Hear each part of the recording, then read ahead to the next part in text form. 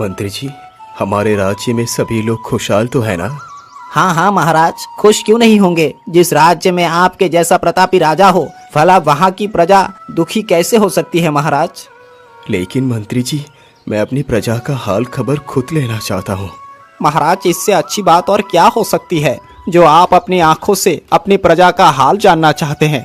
मंत्री जी, हम कल ही सुबह भ्रमण के लिए निकलेंगे। ठीक है महाराज, जैसी आपकी इच्छा।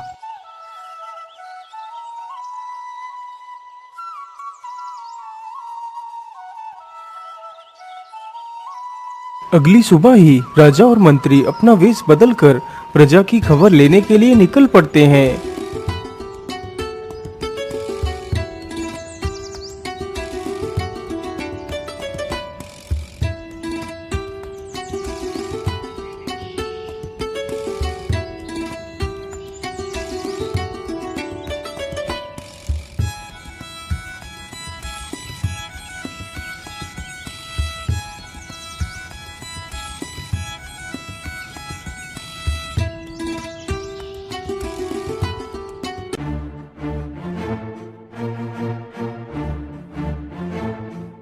अरे मंत्री जी, यहाँ पर इतनी भीड़ क्यों लगी है?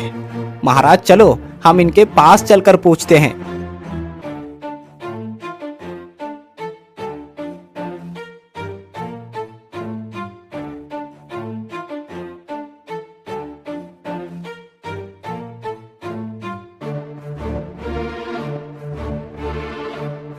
अरे भाई, क्या बात है? आप लोग रो क्यों रहे हो? अरे बेटा, मैं आपको क्या बताऊं। मेरा बेटा इस पेड़ के नीचे बैठकर तपस्या कर रहा था, तभी इस कुएं के अंदर से एक सुंदर स्त्री सी कन्या निकली। मेरे पुत्र ने जैसे ही उस लड़की को देखा तो वो लड़की इस कुएं में चली गई। उसी सुंदरी के पीछे मेरे पुत्र ने भी कुएं में छलांग लगा दी। मेरे पुत्र को इस कुएं के भीतर गए हुए पूरे 2 दिन हो चुके हैं, लेकिन मेरे बेटे का कोई पता नहीं चल पाया है कि वो कहाँ गया है। लेकिन इस कुएं में से तो उसे कोई भी बाहर निकाल सकता है, फिर किसी ने उसे बाहर क्यों नहीं निकाला? अरे बेटा, इस विशाल कुएं को देखकर किसी की भी हिम्मत नहीं हुई कि वो इस कुएं के भीतर जाकर मेरे बेटे को बाहर ले आए। बेटा, अब इन बूढ़े हड्डियों में तो इतनी शक्ति भी नहीं बची है कि मैं इस कुएं में जाकर अपने पुत्र को निकाल सकूं। एक वही मेरे बुढ़ापे का सहारा था, पर वो भी चला गया। अब तो हमारा जीना ही व्यर्थ है, इसीलिए अब हम दोनों भी इस कुएं में कूदकर अपनी जान दे देंगे। अरे नहीं नहीं भाई, आप ये कैसी बातें कर रहे हैं? आप चिंता न करें, मैं इस कुएं के भीतर जाऊंगा और तुम्हारे पुत्र को ढूंढ कर लाऊंगा। इतना कहकर राजा कुएं की दीवार पर खड़ा हो जाता है और झट से कुएं में छलांग लगा देता है। राजा सीधे पाताल लोक में पहुंच जाता है। राजा पाताल लोक में बेहोशी की हालत में पड़ा था। कुछ ही देर में राजा को होश आ जाता है। अरे ये कौन सी जगह है? मैं कहाँ हूँ? अरे भाई, ये पाताल लोक है। लेकिन तुम कौन हो? भाई, मेरा नाम प्रकाश है। परंतु तुम इस पाताल में कैसे पहुँचे? अरे भाई, मैं तो पाताल की राजकुमारी की प्रेम में पड़कर यहाँ तक आ गया। प्रेम? लेकिन कैसा प्रेम? अरे मित्र, मैं कुएं के पास पेड़ के नीचे बैठकर तपस्या कर रहा था, तभी पाताल की राजकुमारी कुएं में से बाहर निकल कर आती है। जब मैंने पाताल की राजकुमारी को देखा तो मैं उनकी सुंदरता का दीवाना हो गया और उनसे प्रेम कर बैठा। तभी राजकुमारी वापस कुएं के अंदर चली गई। ये देखकर मैं अपने आप को रोक नहीं पाया और मैं भी कुएं में कूद गया। तब से मैं यही राजकुमारी के साथ ही रह रहा हूँ। अब तो मुझे यहाँ बहुत अच्छा लगने लगा है। मुझे तो ऐसा लगता है जैसे ये पाताल मेरे लिए स्वर्ग है। अरे तुम तो कितने स्वार्थी हो। तुम अपने स्वार्थ के लिए अपने उन बूढ़े माँ बाप को भी भूल गए हो, जो तुम्हारे वियोग में तड़प तड़प कर अपनी जान देने जा रहे हैं। अरे भाई, आप ये कैसी बात कर रहे हैं? क्या मेरे माता पिता इतना ज्यादा दुखी है मेरे लिए?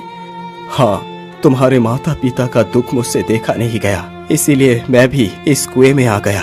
तुम्हें अपने माता पिता के पास चले जाना चाहिए। लेकिन मित्र, मैं राजकुमारी को लिए बिना यहाँ से नहीं जा सकता, क्योंकि मैं राजकुमारी से प्रेम करता हूँ और उन्हीं से विवाह करूँगा। लेकिन प्रकाश, तुम्हें क्या लगता है तुम मुझे इतनी आसानी से प्राप्त कर सकते हो? और मैं भला ये कैसे मान लूं कि तुम मुझसे सच्चा प्रेम करते हो? राजकुमारी जी, यदि ऐसी बात है तो मैं अपने प्रेम को साबित करने के लिए कुछ भी कर सकता हूँ। तो फिर ठीक है, यदि तुम वास्तव में मुझसे प्रेम करते हो तो तुम्हें अपनी प्रेम परीक्षा देनी होगी। हाँ हाँ राजकुमारी जी, मैं तैयार हूँ। बोलो मुझे क्या करना है। रुकिए प्रकाश जी, मैं अभी तुम्हें बताती हूँ। इतना कहकर राजकुमारी ताली बजाती है।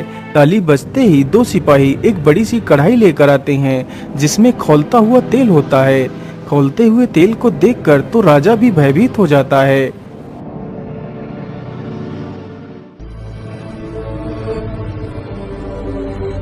प्रकाश, इस खौलते हुए तेल को तो देख ही रहे हो। तुम्हारी प्रेम परीक्षा बस इतनी है कि तुम्हें इस खौलते हुए तेल में छलांग लगानी है, तब मैं मानूंगी कि तुम वास्तव में मुझसे प्रेम करते हो। ठीक है राजकुमारी जी, मैं इस प्रेम परीक्षा के लिए तैयार हूँ। अरे भाई, तुम ये क्या करने जा रहे हो? तुम्हें तुम्हारी जान की कोई फिक्र नहीं है। जरा सोचो अपने बूढ़े माता पिता के बारे में, तुम्हारे बाद उनका क्या होगा? मित्र, मैंने सब कुछ सोच लिया है। यदि राजकुमारी मुझे नहीं मिली तो मैं वैसे ही मर जाऊंगा, इसीलिए मुझे ये परीक्षा देनी ही होगी। मित्र, यदि मैं जीवित ना बचूं तो मेरे माता पिता को संभाल लेना और कह देना कि तुम्हारा बेटा प्रेम में मर गया, वो मेरे मरने का शोक ना करे। प्रकाश की यह सारी बातें सुनकर राजकुमारी भी पिघल जाती है। अच्छा मित्र, अब मैं चलता हूँ। इतना कहकर प्रकाश तेल की कढ़ाई की तरफ बढ़ता है और जैसे ही वह कढ़ाई में कूदने की कोशिश करता है तभी राजकुमारी प्रकाश का हाथ पकड़ लेती है। बस करो प्रकाश, मैं तुम्हारे प्रेम को समझ गई कि तुम मुझसे सच्चा प्रेम करते हो, इसलिए मैं तुम्हारे साथ विवाह करने के लिए तैयार हूँ। तो फिर चलो राजकुमारी मेरे दुनिया।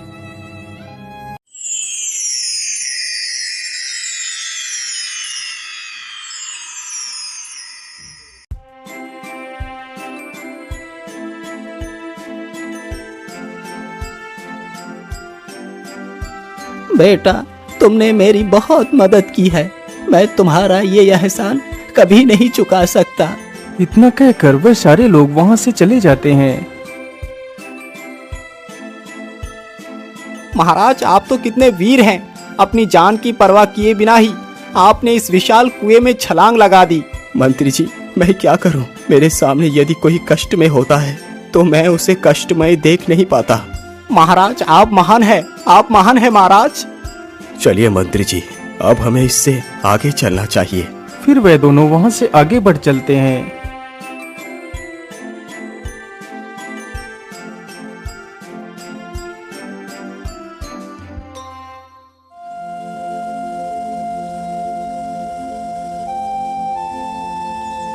वे दोनों चलते चलते जल्दी ही एक नगर के करीब पहुँचते हैं तो नगर से ढोल और नगाड़ों की आवाज सुनाई देती है। महाराज, मुझे तो लगता है इस नगर में कोई खुशी का माहौल है। यहाँ पर कोई शुभ कार्य हो रहा है। मंत्री जी, शुभ और अशुभ का तो पता हमें नगर के भीतर चलकर ही मालूम चलेगा। दोनों जल्दी ही नगर के भीतर चले जाते हैं तो देखते हैं सामने मैदान में काफी सारी भीड़ इकट्ठा है, जहाँ पर कुछ लड़कियां सज धज कर खड़ी हैं। वहाँ पर खड़े लोग तो कभी हंसने लगते हैं और फिर कभी रोने लगते हैं। यह दृश्य देखकर राजा तो अचंभित रह जाता है।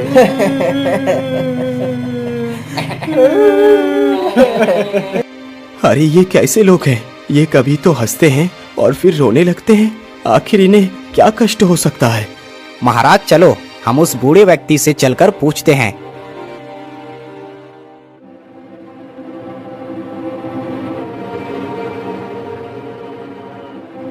बाबा, यहाँ पर ये क्या चल रहा है? ये सभी लोग कभी तो हंसते हैं और कभी रोने लगते हैं। आखिर इन्हें क्या कष्ट है? बेटा, यहाँ पर वर्ष के अंतिम महीने के अंतिम दिन में एक प्रतियोगिता होती है जिसमें नगर की सारी कुंवारी युवतियाँ शामिल होती हैं। फिर उन्हीं कन्याओं में से किसी एक कन्या का विवाह उस सुंदर राजकुमार के साथ होता है। इसी की खुशी में ये सभी लोग हंसते हैं और पुत्र ये रोते इसलिए हैं कि वो राजकुमार सर्फ के वेश में आता है। फिर वो अपना रूप बदलकर अत्यंत सुंदर राजकुमार का बना लेता है और वो जिस भी कन्या को पसंद करता है उसी के साथ राजकुमार का विवाह करवा दिया जाता है। वो राजकुमार हर वर्ष में सिर्फ एक बार ही आता है और हमारे नगर में से एक कन्या को ले जाता है। लेकिन आज तक जितनी भी कन्याएं यहाँ से गई है वो कभी लौटकर वापस नहीं आई। पता नहीं राजकुमार उन युवतियों के साथ क्या करता है। लेकिन बाबा, उस सर्प के साथ आप लोग किसी कन्या का विवाह कैसे करते हैं, जबकि आप अच्छी तरह जानते हैं कि वो कोई इंसान नहीं है? पुत्र, क्या बताऊं, उस सर्प ने सभी को धमकी दी है। यदि हमने ऐसा नहीं किया तो वो हमारे सारे नगर को एक दिन में ही बर्बाद कर देगा। बाबा, आप चिंता न करिए, आज मैं भी देखता हूँ कि वो दुष्ट कैसे किसी कन्या को यहाँ से ले जाता है। फिर राजा उन सभी लोगों के पास जाता है। आप लोग घबराइए मत, अब वो सर्प आप लोगों का कुछ भी नहीं बिगाड़ पाएगा। मैं आप लोगों को जैसा कहता हूँ बस वैसा ही कीजिए। आज जब वो सर्प आए और राजकुमार बनकर जिसकी भी पुत्री को पसंद कर ले जाने की कोशिश करे, तो उसके पिता को उस राजकुमार के सामने जाकर खड़े हो जाना है और कहना है कि मैं अपनी पुत्री का विवाह तो आपके साथ ही करूंगा, लेकिन उससे पहले तुम्हें हमारे नए राजा से अनुमति लेनी होगी। ये बोलकर उसे मेरे पास लेकर आना है। महाराज की यह बात सुनकर सभी लोगों के मन में आशा की किरण जगमगा उठती है। तब तक कोई व्यक्ति जाओ और एक मिट्टी का घड़ा तथा उसकी ढक्कन भी साथ में लेकर आओ। ठीक है भाई, मैं अभी मटका लेकर आता हूँ। वह व्यक्ति जल्दी से एक मिट्टी का घड़ा लेकर आ जाता है। धीरे धीरे वह समय भी नजदीक आ गया जब वह सर्प आने वाला था। राजा जल्दी से अपने वास्तविक रूप में आ जाता है। राजा को देखकर सभी लोग उन्हें पहचान लेते हैं। अरे, आप तो वास्तव में हमारे महाराज हो। हमने तो अभी तक आपको पहचाना ही नहीं था। हाँ हाँ महाराज, हमें उस दुष्ट सर्प से बचा लीजिए। आप लोग चिंता न करें, मैं आप लोगों को कुछ भी नहीं होने दूंगा, बस मुझ पर भरोसा रखिए। तब तक वह दुष्ट सर्प भी वहाँ पर आ जाता है।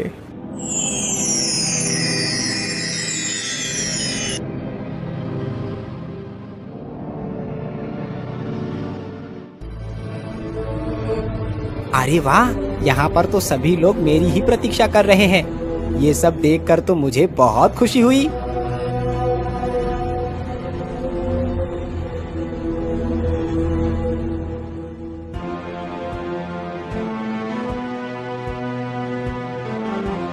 क्या नगर की सारी युवती आ चुकी है? मुझे ये सुंदरी पसंद है। लाइए विवाह की रस्म पूरी की जाए। राजकुमार जी, हमारी सारी रस्में अब बदल चुकी हैं। विवाह की रस्में तो आपको हमारे नए महाराज ही बता सकते हैं। अच्छा, कहाँ है तुम्हारा ये महाराज? हमारे महाराज उस पेड़ के नीचे बैठे हैं।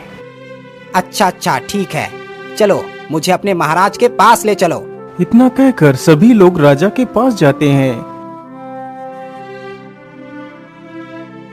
बोलिए महाराज, आपका क्या रस्म है जिसे मुझे पूरा करना है?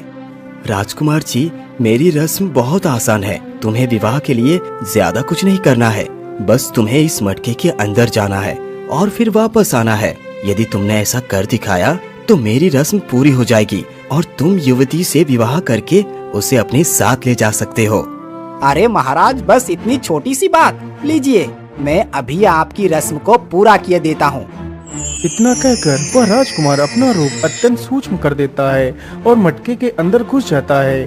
तभी राजा इशारा कर देता है तो मंत्री तुरंत उस मटके की ढक्कन को बंद कर देता है। वह राजकुमार ना तो कोई सर्प था और ना कोई राजकुमार, वह तो एक शैतान था जो युवतियों से विवाह कर ले जाता था और फिर उन्हें मारकर खा जाता था। अरे आप लोग जल्दी से इस मटके को आग में जला दो ताकि वो शैतान भी इसी आग में जलकर भस्म हो जाए। इस प्रकार राजा ने अपनी बुद्धि और विवेक के बल पर अपनी प्रजा की रक्षा की और खुशी खुशी अपने महल वापस लौट जाता है।